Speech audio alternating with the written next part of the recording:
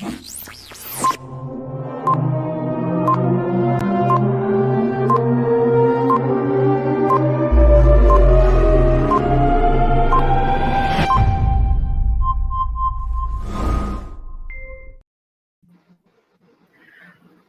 Cristo é real. Logo após a sua conversão nas portas de Damasco, Paulo de Tarso, cego e vencido em seu orgulho, pronunciou essas palavras a alguns companheiros que o acompanhavam. Aspas. O Cristo é real. Jesus se torna verdadeiramente grande aos olhos dos homens do mundo quando estes o compreendem além túmulo. Anuncia aos que sofrem essa boa nova, assim como fez Paulo, Madalena e tantos outros seguidores do Mestre dos Mestres. Crê também e passa a vislumbrar o quão grandioso é o Pai Celestial, que reflete sua misericórdia em Jesus, para iluminar a humanidade inteira.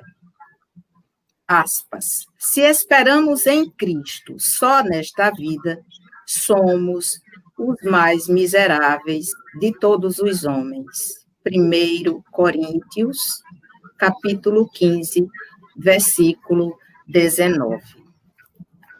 Boa noite a todos, sejam bem-vindos a esse espaço criado carinhosamente pela nossa casa, o Centro Espírita William Crookes, em parceria com a Rádio Brasil Espírita, para manter essa ligação, nós conosco e com a espiritualidade, através dos nossos amigos e irmãos, colaboradores estudiosos, que vêm compartilhar conhecimento, experiências, em palestras edificantes e norteadoras nesse período de pandemia. Aliás, um dos pontos positivos nessa fase é essa oportunidade que está sendo aproveitada e aprimorada desse tipo de encontro virtual. De repente, eu recebo aqui na minha casa Sérgio, no mesmo tempo em que ele está na casa de todos vocês. Essa é uma demonstração da força, da energia ou do espírito. Sobre esse fenômeno, ele, Sérgio, tem conhecimento, porque ele é versado em física quântica.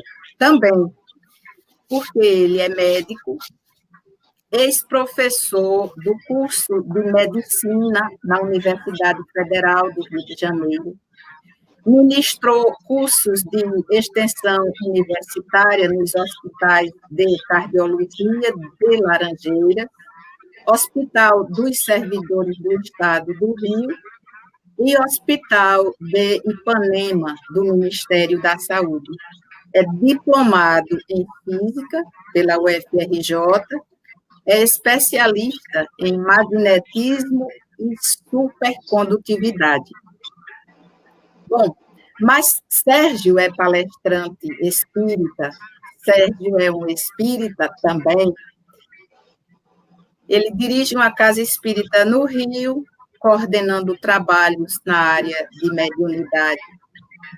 Ele é um expositor espírita internacional. Há pouco ele falava das viagens todas pelos aeroportos.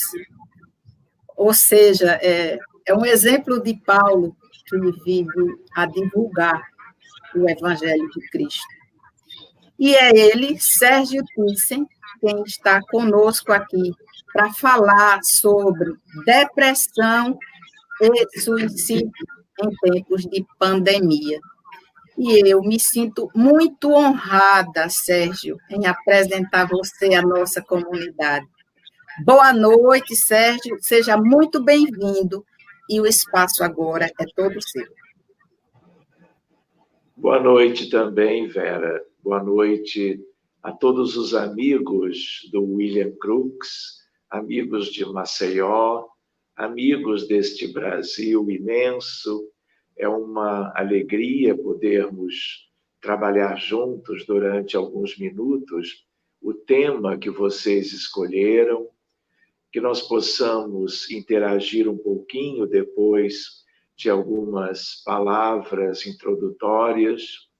Nós vamos, a pedido, fazer uma breve oração e vamos, então, começar a examinar este tema.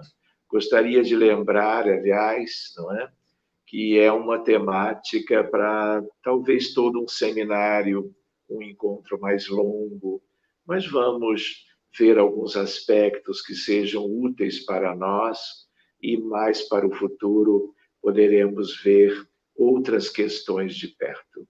Então nós vamos agradecendo a Deus e a Jesus a oportunidade da vida, de termos saúde, mesmo que relativa, de estarmos nesta quarta-feira como que compartilhando minutos de estudo, de trabalho e rogando aos céus que, diante de um cenário imenso de sofrimento, de tristeza, dor, doenças, a espiritualidade, sabendo que nós estamos reunidos em nome do Divino Mestre, que eles tenham de nós uma espécie de colaboração fluídica, uma recolha de pensamentos, de irradiações das nossas energias, dos nossos sentimentos, e eles possam, como que, utilizar estas coisas para minorar o sofrimento de quem esteja nos hospitais, ou mesmo em casa, padecendo de um mal qualquer e conseguindo obter destes benfeitores que nos envolvem o que seja mais proveitoso a favor da cura e do bem-estar de todos eles. Muito obrigado, amigos espirituais, obrigado aos nossos anjos de guarda, aos espíritos familiares e protetores, e que façamos juntos um bom trabalho. Muito bem, meus amigos. Nós temos alguns minutinhos, então o nosso tema hoje tem a ver com algumas lembranças, acredito que oportunas para nós, né? Depressão e suicídio e pandemia, tudo junto, tudo como que misturado, né? Então, antes de mais nada, eu gostaria de lembrar para os companheiros que a Terra é mesmo um mundo ainda muito atrasado. Alguns aspectos foram muito bem desenvolvidos, talvez em termos da ciência humana, né? Mas em termos de condições morais, nós somos um mundo considerado de provas e de expiações, um mundo, portanto, ainda numa condição de educação muito básico, não é? E as expiações têm a ver com incontáveis tipos de sofrimento. E talvez o maior segmento das expiações no mundo tem a ver com as doenças. E a Terra, no dizer de Emmanuel, no livro Roteiro, é um grande educandário, uma grande escola. Mas nós sabemos, por outros espíritos e por vivências nossas, o quanto a Terra é, na verdade, um grande hospital. Quem não tem predisposições a adoecer, não vive aqui. Vive em outros cenários da vida universal. Então, a imensa maioria dos humanos que tem estado no planeta Terra, compondo a humanidade terrestre são de espíritos muito acanhados de evolução, muito imperfeitos, cheios de vícios, e que transgrediram as leis de Deus inúmeras vezes nas vidas pretéritas, tanto quanto até e ainda tem acontecido na vida atual. Então, a doença, a expiação através das patologias humanas, doenças clínicas, milhares delas, doenças mentais no âmbito da psiquiatria, tudo isso é uma colheita obrigatória de uma semeadura que acontecera livremente nas encarnações do grande passado. De tal maneira que nós poderíamos entender que nós estamos vivendo, né, quando adoecemos, a herança de nós mesmos. Tudo aquilo que tem a ver com lei de amor, de justiça, de caridade, de progresso, lei de causa e efeito, lei de ação e reação, lei, portanto, de responsabilidade pessoal. Então, tudo aquilo que aparece na vida humana comum das pessoas, no âmbito das doenças e das questões da medicina, tudo isso, na verdade, é consequência do que nós já promovemos para a realidade geral e para a vida dos outros já há muitos e muitos séculos. E fomos deixando inúmeras pendências, inúmeras questões não resolvidas, inúmeros aspectos que não foram ainda sanados por nós, que somos os autores de tudo aquilo que gerou sofrimento, dificuldades, doença, trauma e morte. Eu costumava lembrar que a história da Terra, ela tem, em termos de história escrita, mais ou menos 5.500 anos. 2.000 anos de Jesus para cá e mais 3.500 anos de certas dinastias do Egito e de outros povos ancestrais, portanto, deste grande passado para cá, né? E a ideia é de que a história da Terra tem a ver com a história da medicina. Ou seja, desde sempre, desde Imhotep, um amigo do faraó, ele é considerado o primeiro médico da história do planeta Terra. Hipócrates veio muitos séculos depois, de tal maneira que ele, tanto quanto aquilo que ele deixou desenhado ou escrito, até em cavernas, em pinturas rupestres, nós temos a ideia da figura de um terapeuta e da figura ao seu lado de um doente, de um paciente qualquer, em geral, até deitado no chão, né? Então, meus amigos, quando nós pensamos em depressão, nós temos que considerar alguns aspectos, né? Para vocês terem uma ideia, depressão é doença psiquiátrica, é doença mental, é estudada pela psiquiatria, que é uma especialidade médica para essa patologia e para todos os problemas mentais, e é um problema de saúde pública em todos os países do mundo hoje em dia. O que significa isto? Significa que o número de casos de pessoas, de pacientes com depressão, sem ainda o devido diagnóstico, ou com o diagnóstico e já usando os antidepressivos que formam, vamos dizer, a única terapêutica convencional aceita academicamente para a depressão, na verdade, espelha para nós, né, a importância dessa questão no mundo inteiro. Então, existem também outros transtornos mentais que se agravaram na pandemia, como, por exemplo, aquele transtorno que é o mais comum no Brasil. Já era antes, não é? Antes mesmo da pandemia, como que acontecer, que é o transtorno da ansiedade. Para vocês terem uma ideia, Organização Mundial da Saúde, o Brasil, vejam lá, nós temos mais ou menos 190 países diferentes no mundo. Temos até algumas regiões, poderíamos chegar a 200 países.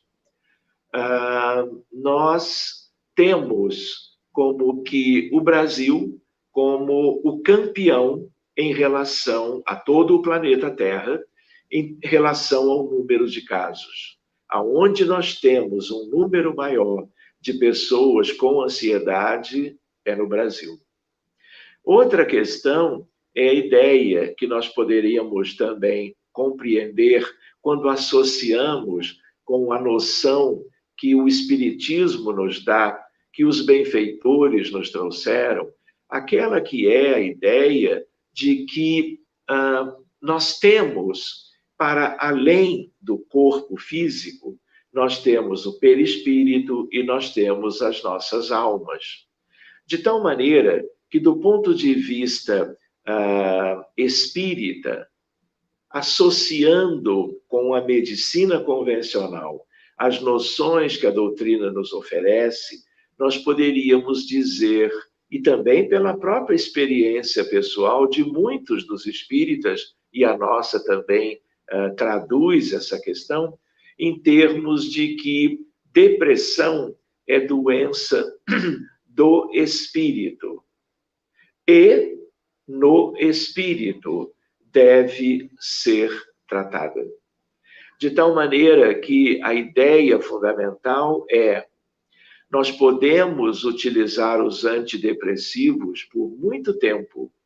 Nós podemos cuidar dos nossos pacientes que talvez tenham que ser medicados para o resto da vida com essas substâncias, às vezes até um paciente ou outro, dentre tantos milhões no mundo, tendo que utilizar 2, 3, 4 medicamentos diferentes para o controle clínico das suas manifestações no âmbito da depressão.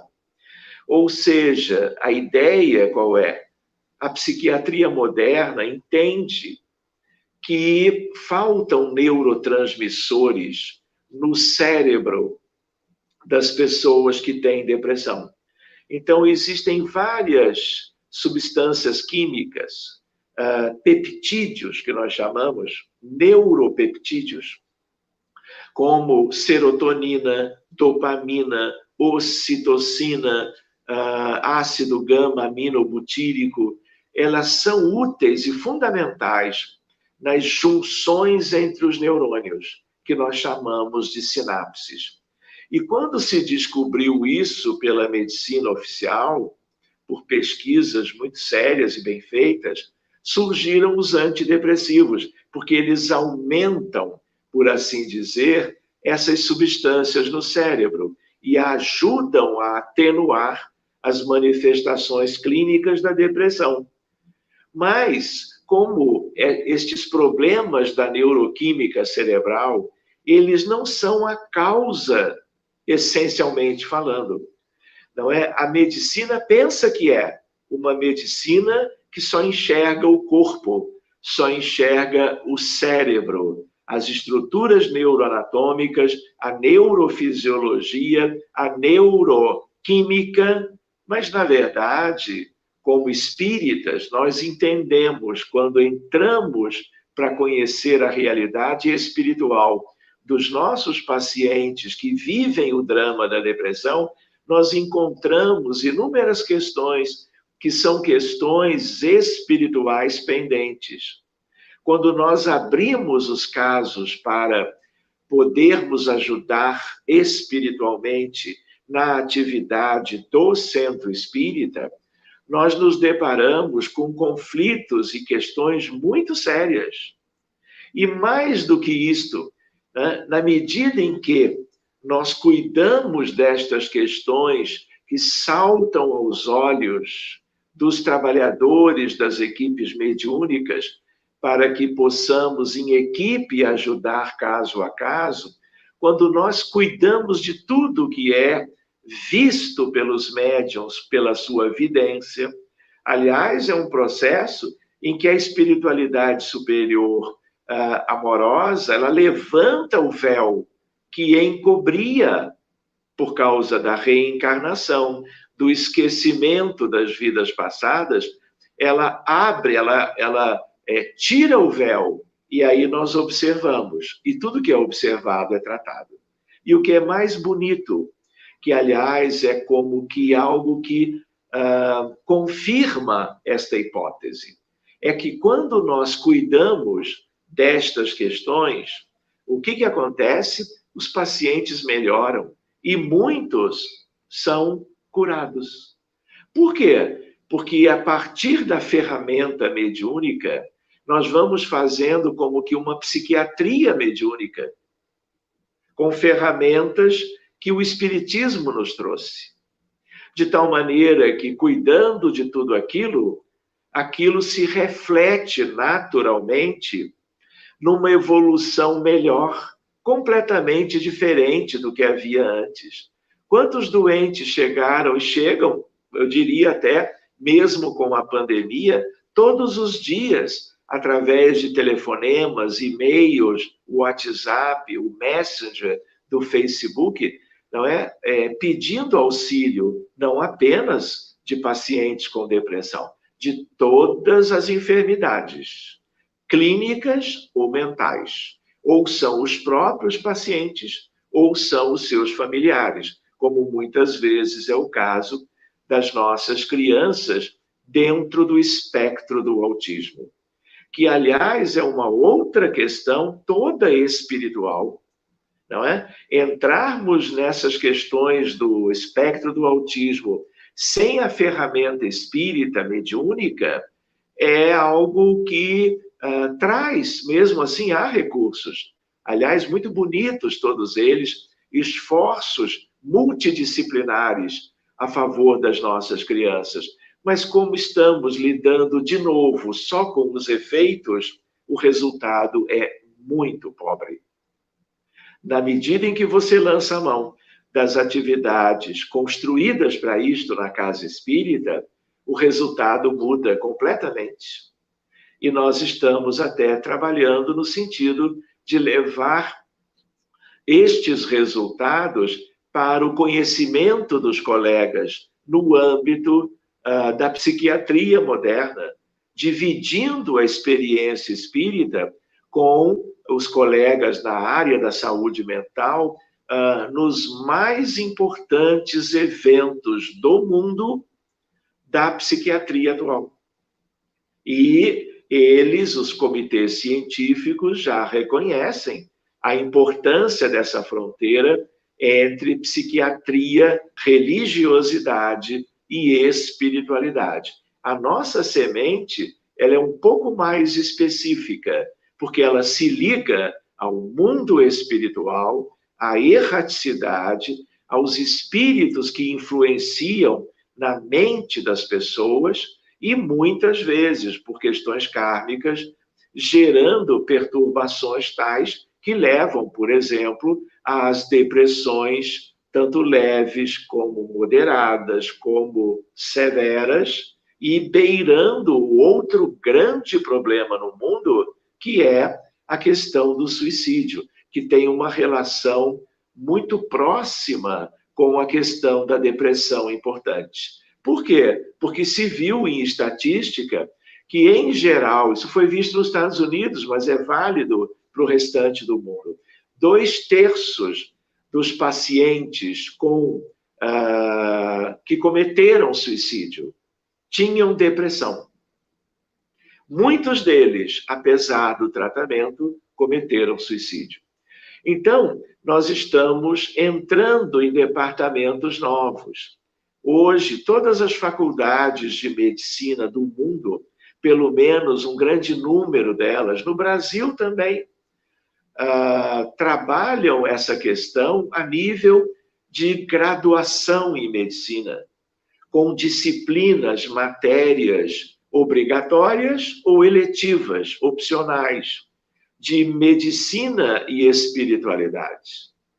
De tal maneira que as questões espirituais estão ganhando como que uma importância maior. Na verdade, sempre deveriam ter tido, né? Mas tudo depende da evolução da ciência humana, da evolução do pensamento de crença, o pensamento religioso, as questões todas que envolvem a espiritualidade para a vida de cada indivíduo e para a sociedade de um modo geral, e eu diria, não é? Para a civilização. Até porque, como temos aprendido pela própria codificação, e devemos tudo isso a Allan Kardec e aos espíritos da codificação, a ideia de que nós não somos o corpo, muito menos nós não somos o cérebro. A neuroquímica é muito importante, mas ela é secundária. Secundária às questões essenciais. Nós, na verdade, somos espíritos, somos almas, que, vezes inúmeras, necessitamos de uma vestimenta física, chamada vestimenta carnal, quando tomamos um corpo novo para um novo projeto reencarnatório. Só que o mundo este é um grande hospital. Por isso que é muito difícil no dia a dia nós vermos como que pessoas que viveram aos 80, 90 anos sem terem adoecido, seja de diabetes mellitus, de hipertensão arterial, de obesidade, de câncer, de tumores, de neoplasias malignas, de doenças neurológicas, de derrames cerebrais, de problemas de neurofisiologia, de epilepsias, síndromes muito graves.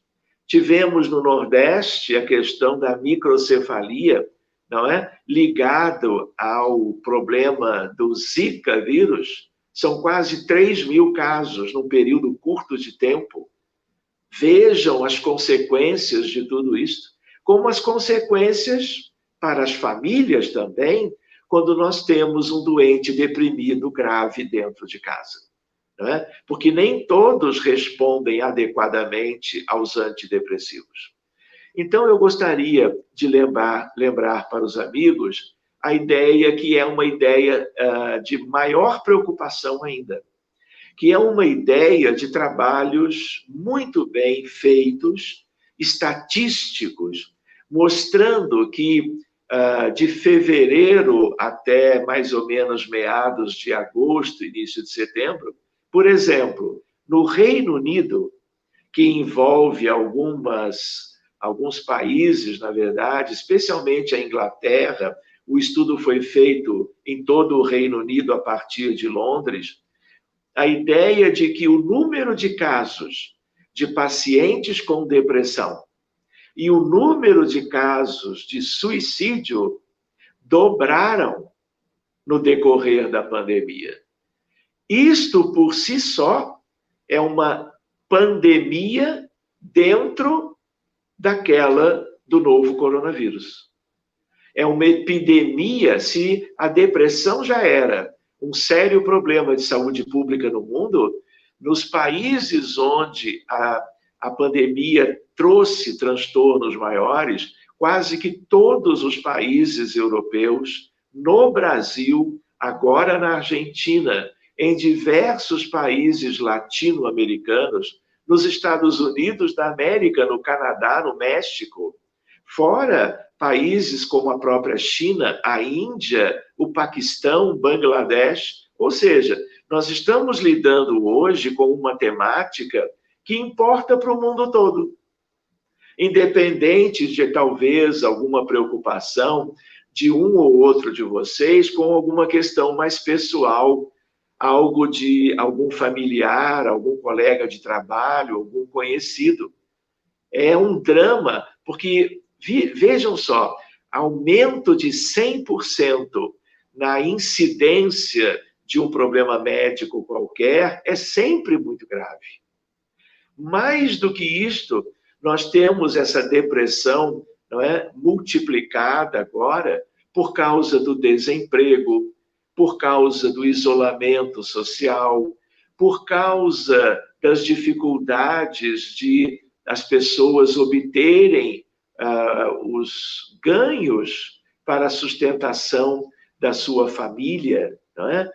Umas outras questões também muito sérias relacionadas com isso, por exemplo, a ideia da tristeza, a ideia da desesperança, a ideia das pessoas não encontrarem como que uma noção clara de que o mundo voltará a ser algo no sentido do que era antes, onde as pessoas tinham mais liberdade, tinham mais facilidades de escolhas, de opções para o seu dia a dia, em todos os aspectos da vida humana, não apenas nas questões profissionais.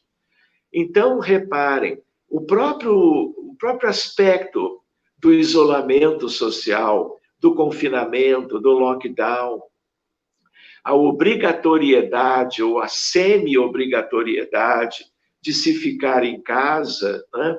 Na verdade, também mexe com o equilíbrio emocional das pessoas, o chamado equilíbrio mental. Porque enquanto os outros se sentem muito bem em casa, dependendo de como é o lar de cada um, de como é a constituição familiar, de como são os níveis e a qualidade do relacionamento entre as pessoas dentro de casa. Se a pessoa é sozinha, alguns lidam bem, outros não, né? Quando as pessoas se veem obrigatoriamente juntas, de manhã até de noite, existem pessoas que sabem aproveitar bem estas novas circunstâncias, mas existe uma infinidade de outras que são, vamos dizer assim, incapazes de conviver de uma maneira saudável. E aí vem uma série de problemas, incluindo a depressão, as ideias suicidas, as brigas, não é? Os abusos, a violência doméstica, o feminicídio, os transtornos de ansiedade, a depressão. Ou seja, outras questões pioram também. Por outro lado, nós deveríamos reconhecer que, já não tendo que buscar subsídios fora de casa, elementos de sustentação da família, né, poderia ser exatamente uma oportunidade altamente proveitosa de reconciliação, de ressignificação da própria vida. Quantas vezes nós ouvimos falar de reforma íntima, de educação dos sentimentos, de autoconhecimento, ensejando aperfeiçoamento moral.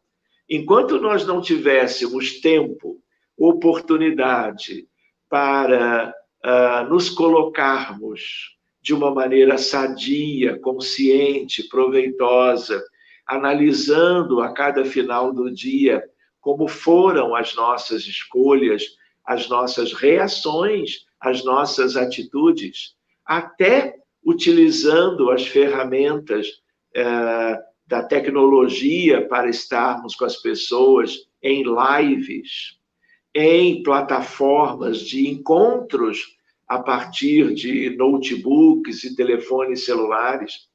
Na verdade, existe todo um conjunto a nosso favor. Mas, por outro lado, se nós não tivermos um mínimo de educação e consciência, nós podemos não saber aproveitar todo este período de isolamento social, por um lado, mas onde nós podemos capilarizar aspectos da vida humana de qualquer um de nós, nos integrando muito mais no mundo. Na verdade, buscando vínculos que podem ser extraordinários.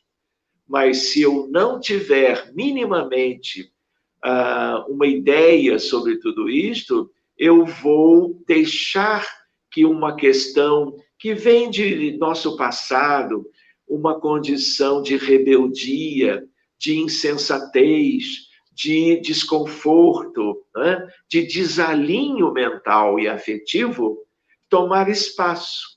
Mas se eu quiser, eu vou usar tudo isto, vamos dizer assim, a bem do progresso de todos dentro de casa e das próprias instituições no campo da ciência, da crença ou da religião, no campo da filosofia, no campo das artes, né? Que são os 4 grandes cenários onde nós dividimos a ideia mais ampla do conhecimento.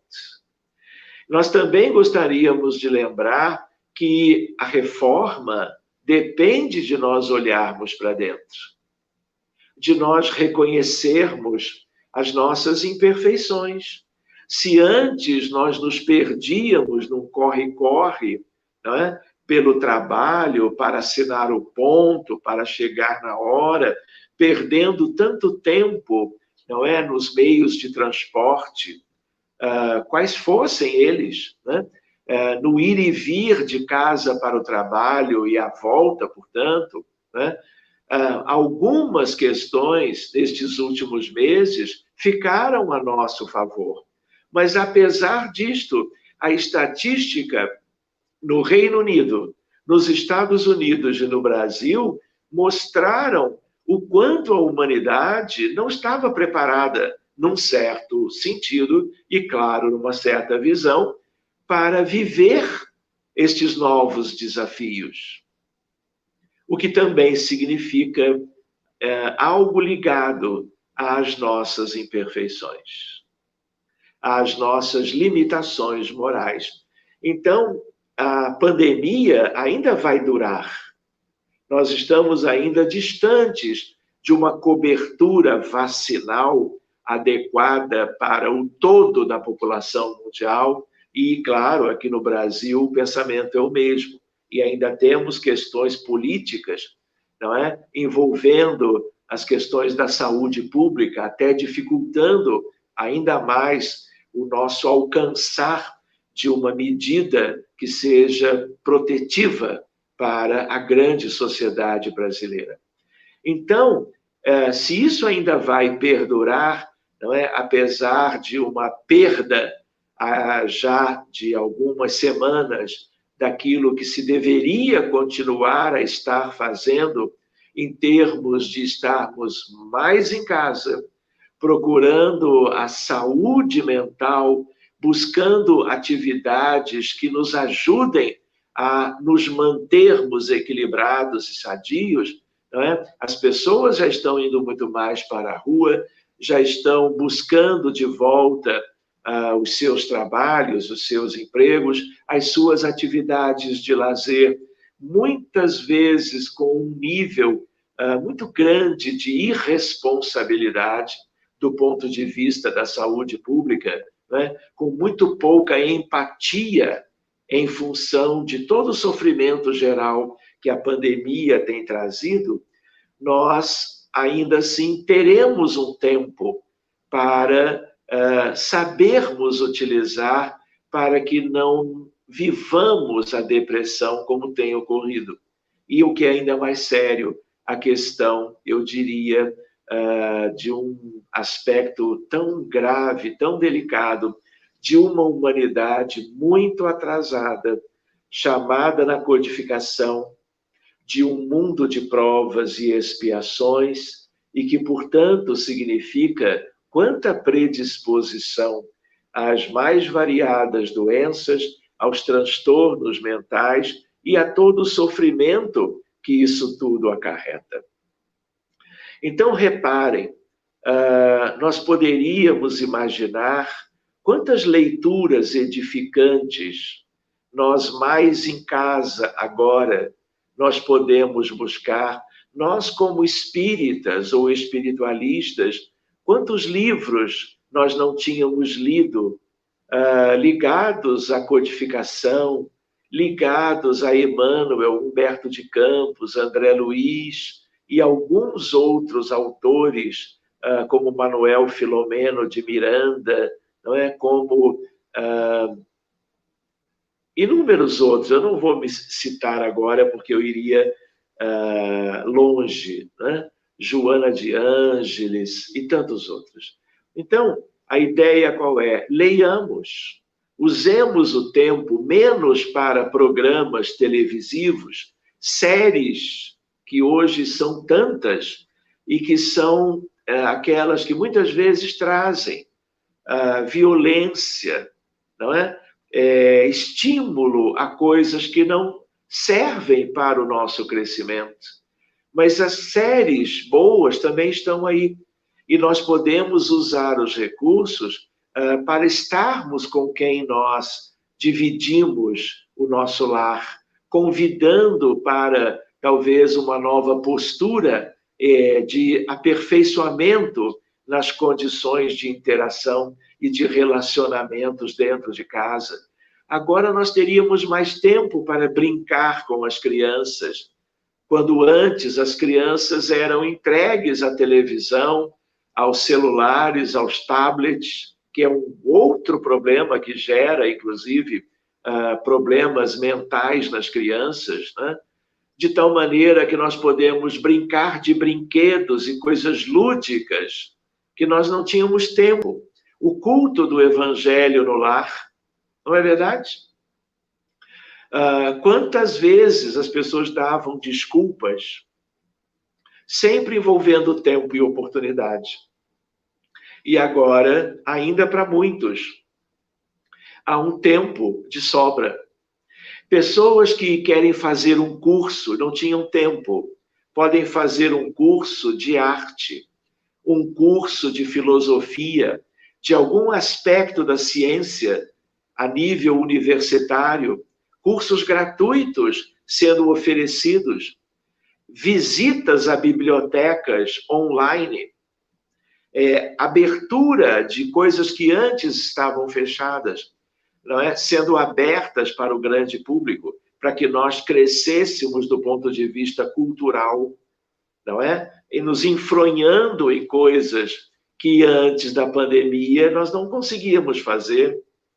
Hoje em dia, nós trabalhamos em medicina com questões ligadas, por exemplo, ao perdão, à empatia, à compaixão, ao exercício, por exemplo, da meditação transcendental, meditação e prece, a oração de um modo geral, são mecanismos terapêuticos, portanto, para quem está doente, para si e para quem mais nós possamos trabalhar essas questões, tanto quanto a questão, por exemplo, de nós trabalharmos o perdão, o esquecimento dos males que nós geramos aos outros, pedindo perdão a eles, tanto quanto perdoando aqueles que nos tenham ofendido, nos recordando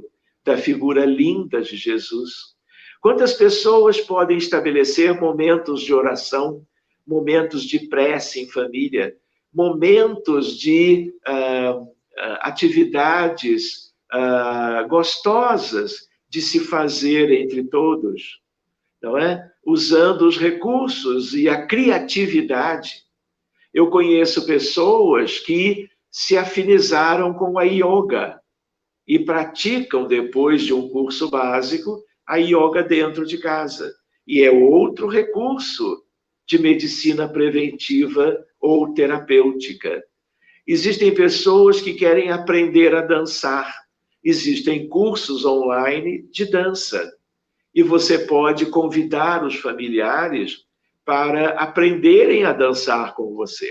Ou seja, nós temos, na verdade, forçados, por um lado, claro, inúmeras coisas boas para nós buscarmos, para que nós adoeçamos menos, para que as nossas mentes vibrem como que num diapasão de amor, de luz, de entendimento, de coisas verdadeiras, de coisas definitivas.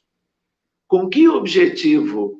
Para que nós não nos tornemos depressivos e muito menos possamos dar guarida a ideias que nos venham de espíritos equivocados, não é? Em processos obsessivos mais ou menos como que graves, não é? Tentando promover o desequilíbrio mental e as ideias no sentido de alguém por fim a sua vida, a sua existência. Então, reparem, ao mesmo tempo que nós devemos agradecer a Deus as oportunidades novas, os recursos espíritas e tudo mais que envolve a fé, a filosofia, o estudo e a ciência, nós podemos ajudar os outros, orando, dialogando, estudando em conjunto com outras pessoas coisas libertadoras, coisas que emancipem as nossas almas no rumo do aperfeiçoamento moral, do qual ainda muito carecemos.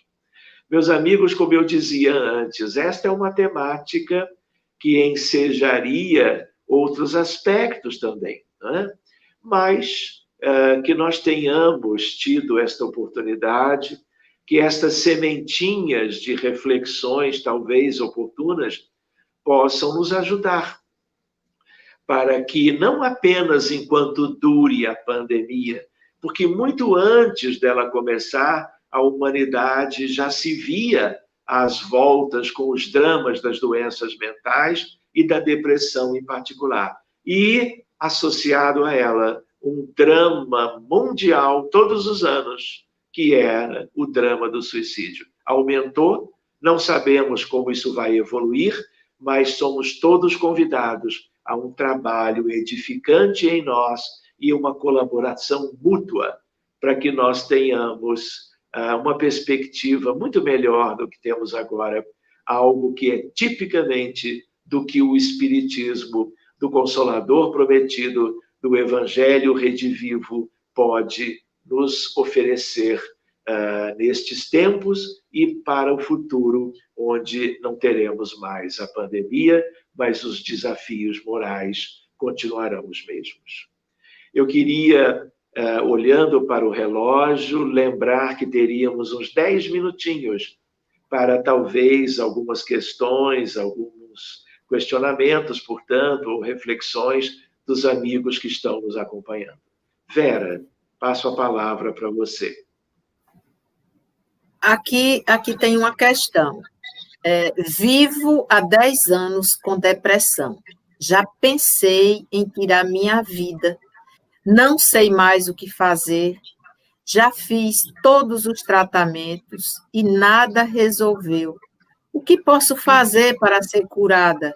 Sandra, Maceió. Muito bem, Sandra. Curada, a palavra cura é uma questão que tem níveis diferentes. E dá a impressão que cura é algo que todos desejamos para os nossos pacientes ou para nós mesmos. Mas um nível mais definitivo de cura é algo que é um tema para nós conversarmos um dia. Mas o que eu te diria, Sandra, é que você procure uma instituição espírita que tenha as reuniões de desobsessão a um nível de estruturação que permita, dentro de uma capacitação de todos daqueles grupos, daquela instituição, a condição de lidar com uma depressão que existe há 10 anos. Né? Eu conheço de perto, porque estamos como que enfronhados nessa atividade há bastante tempo, né? Mas não são tão comuns os grupos com estas condições Brasil afora, mas eles existem. Procure na sua cidade, informe-se nas instituições conhecidas, quem sabe no próprio William Crookes, né? Para que você chegue onde é preciso chegar, a um grupo que possa entrar no seu contexto espiritual, a nível de desobsessão, com o complemento extraordinário da quimioterapia, da fluidoterapia espírita, para que você tenha a melhora que você deseja e que nós também, a partir de hoje, desejamos junto com você.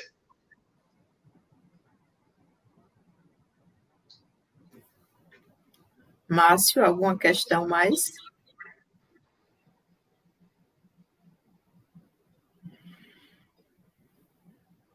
Acho que não tem outra questão, Sérgio. Não apareceu aqui. Muito bem, Vera. Sem perguntas, não tem mais perguntas. Então, nós ainda temos 8 minutos, teríamos a prece final, e aí o tempo é seu. Eu vou fazer a prece, e o que sobrar é sempre pouco para você e para nós, claro. Então, gratidão a Deus sempre, mas hoje, muito especialmente, pela oportunidade de estarmos sendo esclarecidos sobre as causas das nossas patologias. Nesse caminho do esclarecimento, à luz da doutrina espírita, cresce o nível da nossa esperança com a evolução da ciência, da tecnologia, pela inteligência espiritual através da vivência humana. Por todo o aprendizado que temos tido paulatinamente, agradecemos a Kardec por ter se colocado como instrumento, alavancando essa marcha em favor da humanidade, rumo ao progresso. Gratidão a Jesus, o mestre de todos os mestres, que desceu do céu para nos trazer o exemplo maior de amor. E gratidão a você, Sérgio, por se colocar também como instrumento nesse caminho iluminativo.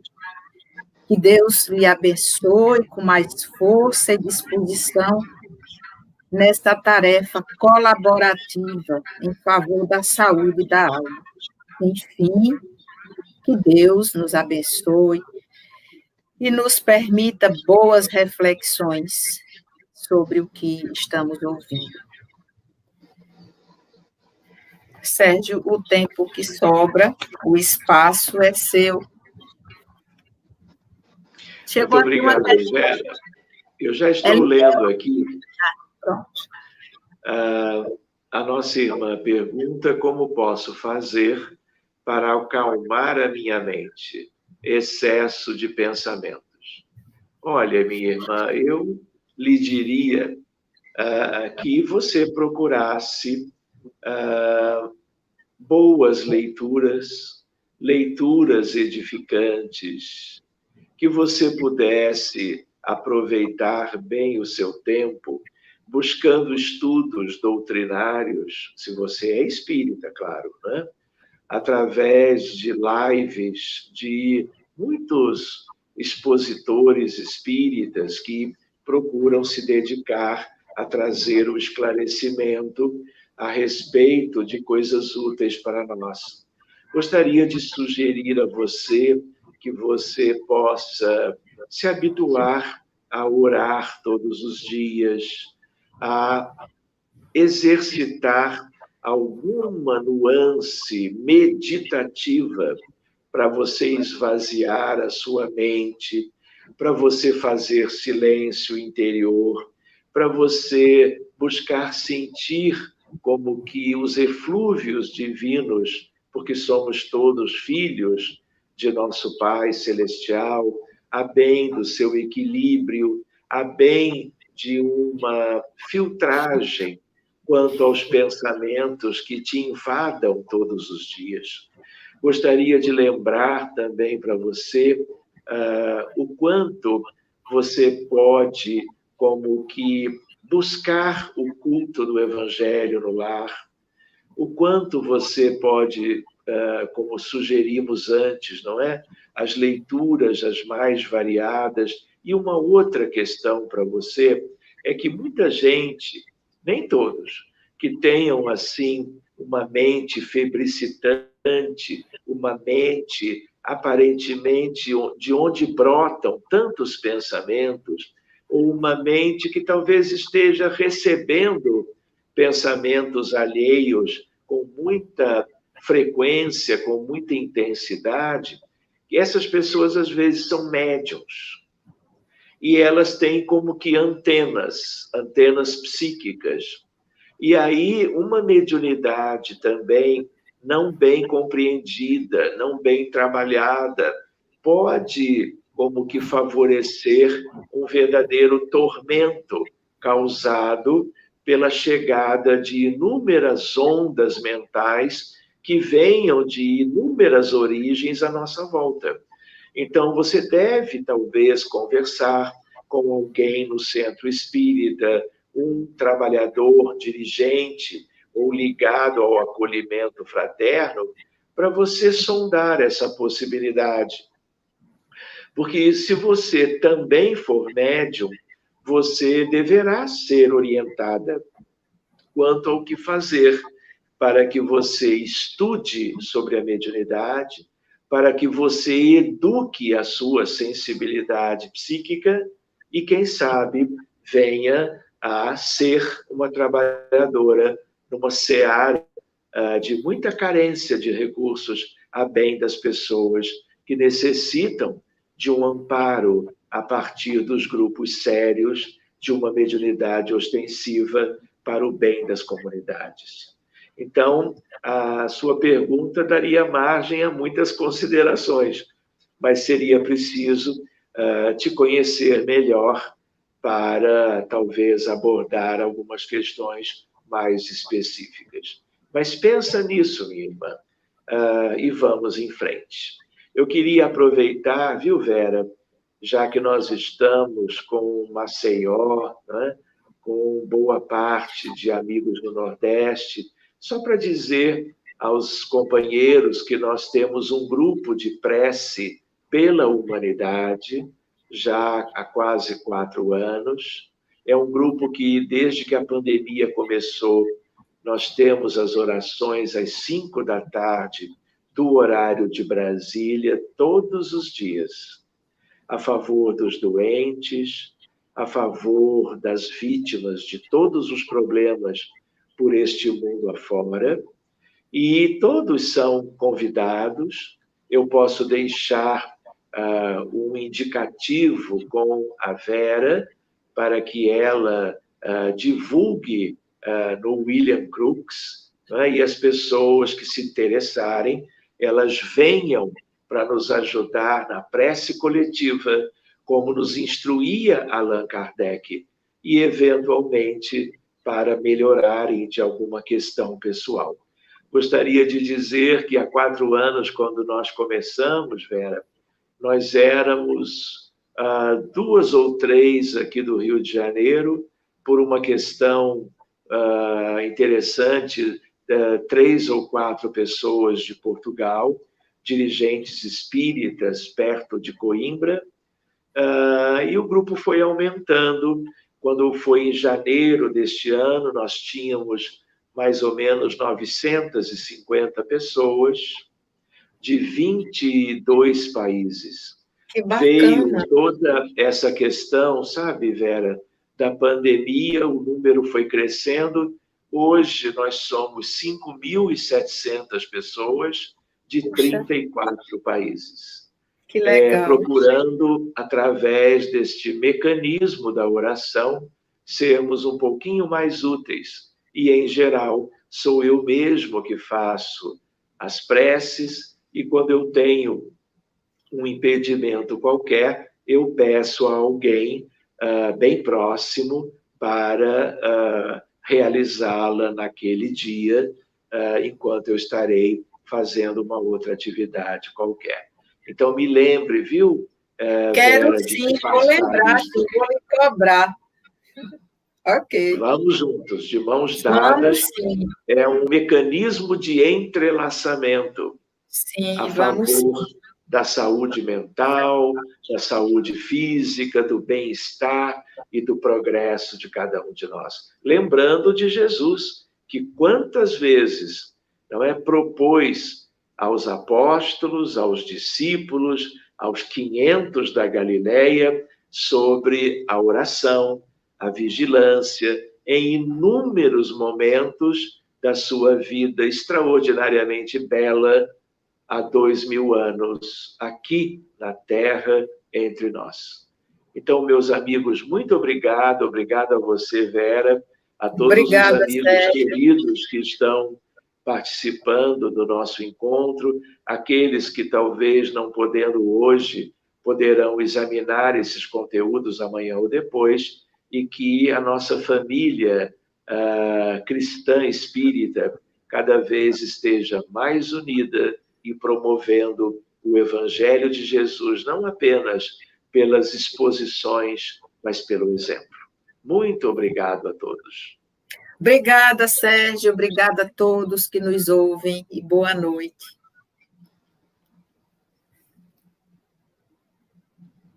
Bye, bye.